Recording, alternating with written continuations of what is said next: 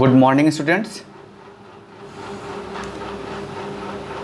Today we are going to study worksheet number 7 for class 8th subject English. This worksheet is for date 14 October 2020.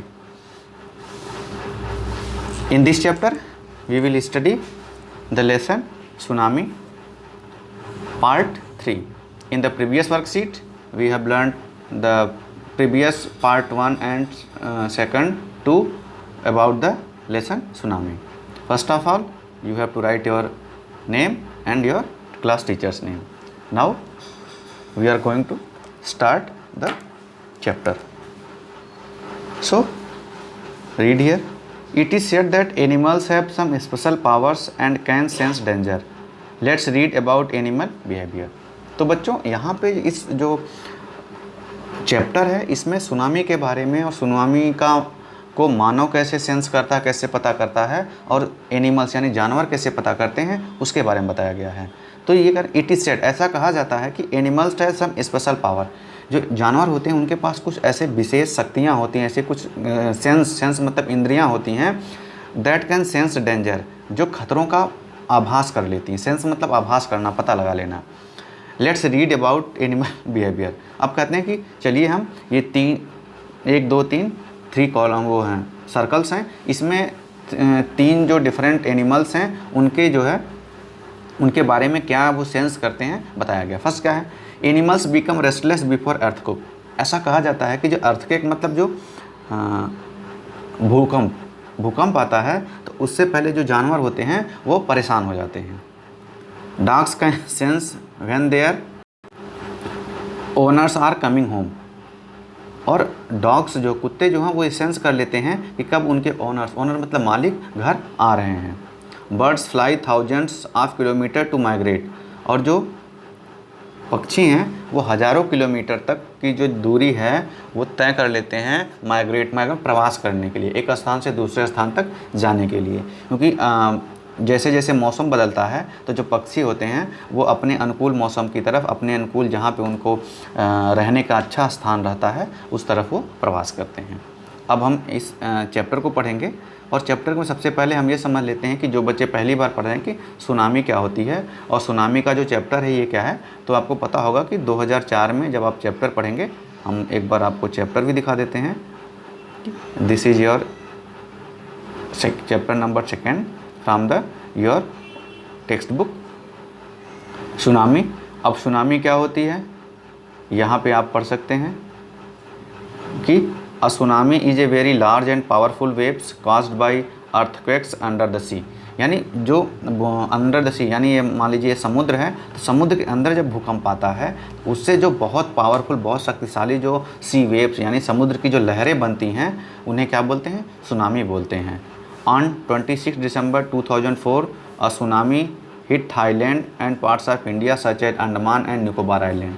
और 26 दिसंबर 2004 को बहुत भयानक जो है tsunami आई थी जिसने थाईलैंड और भारत के कुछ हिस्से जैसे कि अंडमान निकोबार, श्रीलंका, तमिलनाडु और इन सब पे काफ़ी ज़्यादा प्रभाव किया था। काफ़ी लोग मारे गए थे। जैसा कि आप देखिए ये चित्र है और ये चित्र जो है ये उस समय के जो सी बीच हैं उस वहाँ पे उसके आसपास कितनी ज़्यादा मतलब भयानक उन्होंने त्रासदी मचाई थी, कितना ज़्यादा डिवास्टेशन और डिस्ट्रक्शन लाई थी, ये सब चीज़ें दिखा रही हैं। घर हैं, गाड़ियाँ हैं, लोग बह गए थे, मर गए थे, तो बहुत ज़्यादा लोगों को नुकसान पहुँचाया था सुनामी ने।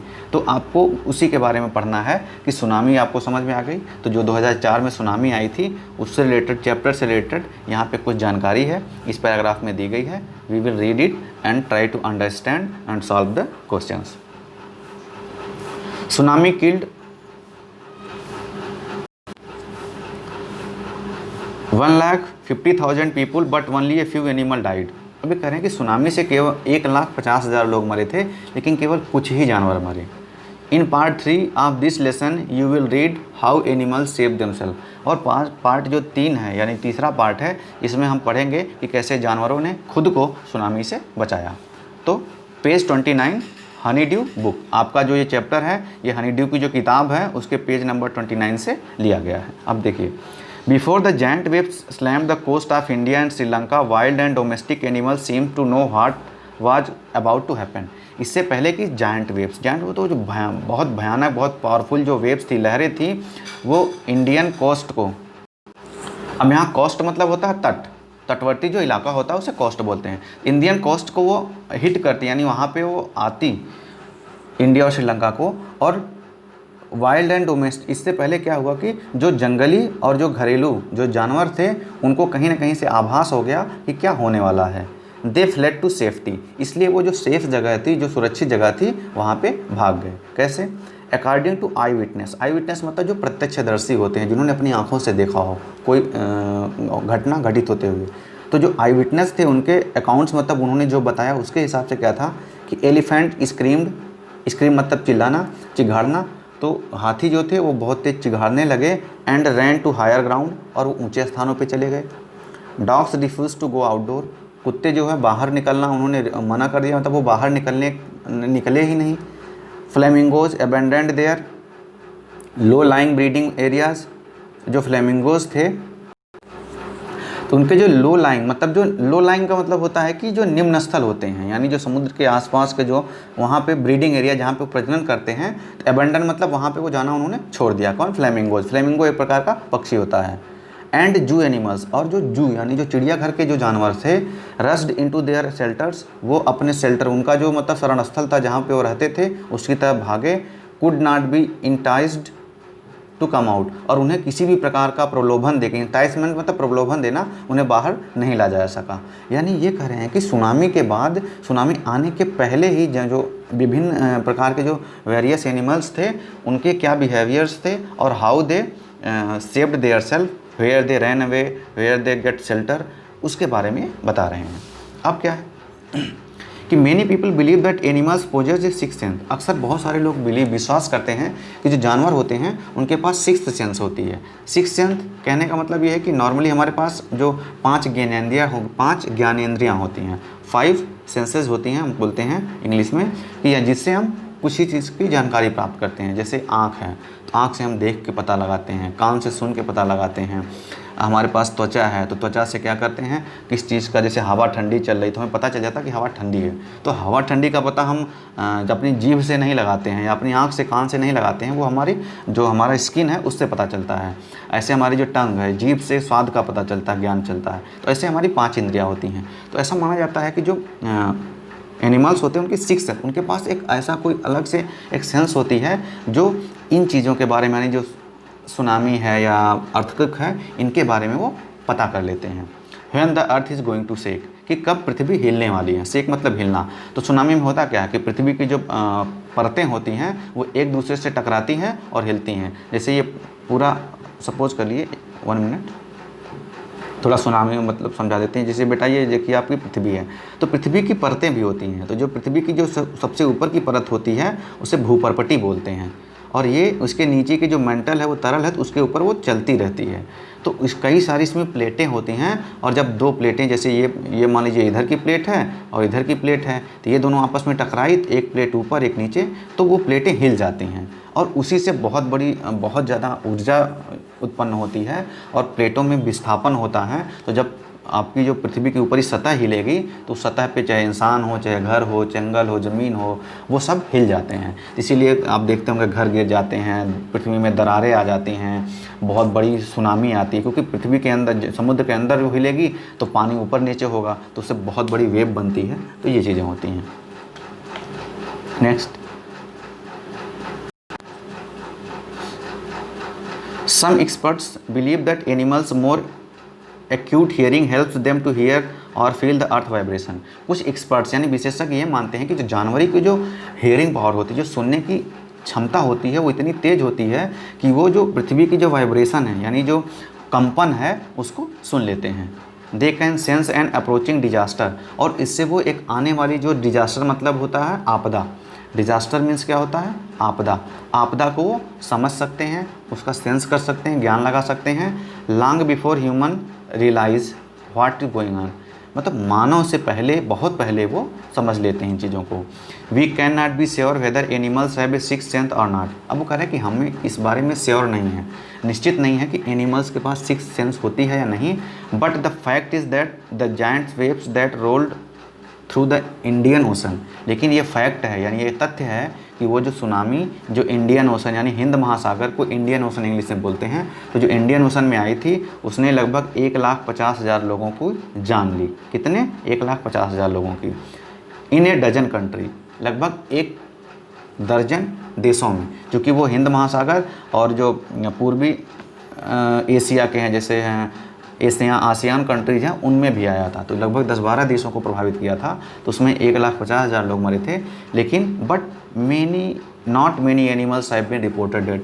लेकिन जो जानवर मरे थे, इनके मरने की बहुत कम रिपोर्टिंग हुई, बहुत कम आंकड़े आए। इसका मतलब ये है कि जानवर कम मरे और इंसान ज़्यादा मरे। तो इससे ये लगाया जाता है आंकड़ा, अनुमान, कि जानवरों का जो सेंस था उन्होंने सेंस कर लिया और वो सेफ जगह पे चले गए, इंसान ने नहीं कर पाया और इंसान इसलिए ज़्यादा। अब हम क्वेश्चंस को देखते हैं।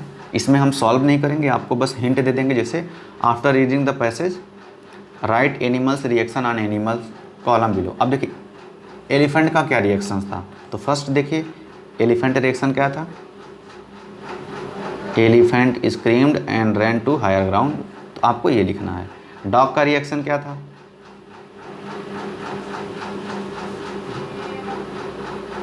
डॉग का reaction refuse to go outdoor. Flamingo का क्या था, फ्लेमिंगो अबेंडन। ये तो ये चीज़ें आपको यहाँ पे लिखनी है। कहाँ पे? जो हम बता रहे हैं इस वाले कॉलम में। तो ये आप लिख लेंगे, हमने आपको बता दिया बच्चों। Next, now answer the following question by choosing the correct option. आपको करेक्ट ऑप्शन को चूज़ करके क्या करना है, उसको राइट डाउन करना, लिखना है। द जायंट वेव, जायंट मतलब बहुत विशाल जो वेव्स, लहरें होती हैं, उसको क्या बोलते हैं। तो उसके किसके लिए यूज हुआ है इस चैप्टर में, वो सुनामी के लिए हुआ है। वर्लपूल के लिए हुआ नहीं है, बबल के लिए हुआ नहीं है। तो यहाँ पे क्या होगा, सुनामी।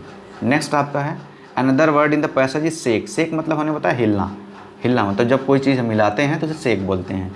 तो एक्यूट होगा नहीं, स्लैम्ड होगा नहीं, वाइब्रेट, वाइब्रेशन मतलब भी कंपन करना। कोई चीज़ कांपती है यानी हिलती है, उसे उसके तो शेक का जो सिनोनिम्स है, यानी जो उसका पर्यायवाची शब्द जिसे हिंदी में आप बोलते हो, वो वाइब्रेशन हो गया।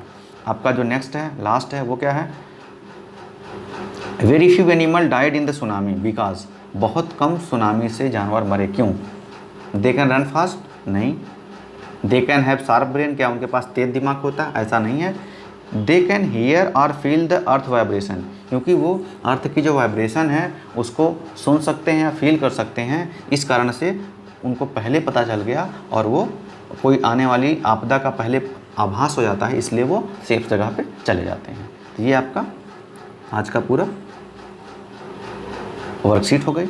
नीचे दिया है Covid appropriate behaviour tab measures. अभी दे रहे हैं कोविड अप्रोप्रिएट बिहेवियर का, यानी कोविड के समय हमें क्या क्या बिहेव करना चाहिए। तो सबसे बड़ा क्या है, stay safe in the fight against Covid, wear mask. यानी हम कोविड के जो कोविड कोरोना जो वायरस है बच्चों, उससे कैसे बचें, तो हमें स्टे सेफ, हमें सुरक्षित रहना है और हमेशा मास्क पहनना है। ये आप ध्यान रखिए, क्योंकि अभी भी ये जो वायरस है फैल रहा है, बहुत सारे लोग इसके चपेट में आ रहे हैं, इन्फेक्ट हो रहे हैं। तो आप भी अपने घर में रहिए, बहुत कम बाहर निकलिए, जब भी निकलिए तो मास्क पहन के निकलिए और स्टे सेफ यानी बच के रहिए। आप 2 गज की दूरी बना के रहिए, आप सैनिटाइज़र का उपयोग करिए, बाहर के कम घूमिए, ऐसी जो भीड़ भाड़ वाली जगह है जहाँ इन्फेक्ट होने के ज़्यादा चांस है वहाँ कम जाइए।